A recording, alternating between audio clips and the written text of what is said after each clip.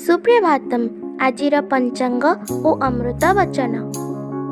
सुप्रभातम अद्य दिवसस्य पंचांगम। अद्य श्री श्वेतवराह कल्पस्य वैवस्वतमन्वन्तरः द्वितीयपरार्धः दक्षिणायनः शीतऋतुः पौषमासस्य शुक्लपक्षचतुर्थी तिथिः भृगुवासरश्च शुकाब्द षड्विंशत्यधिक एकपञ्चाशत्शतं विक्रमसंवत् 81-200 जनवरी मासस्य तृतीया तारिका।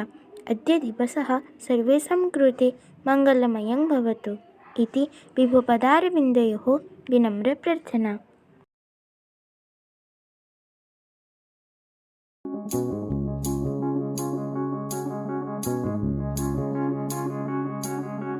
ଅଜ୍ଞାନୀଙ୍କ ପାଇଁ ସାକାର ମାଧ୍ୟମ ହୋଇପାରେ, ମାତ୍ର ଜନ୍ମାନ୍ଧକୁ ବୁଝାଇବାକୁ ହେଲେ ସାକାର ମାଧ୍ୟମ ଦରକାର ପଡ଼େ ନାହିଁ। ଅତଏବ ବୁଝାଇବା ଓ ବୁଝିବାକୁ ଜ୍ଞାନ ନିତାନ୍ତ ଆବଶ୍ୟକ।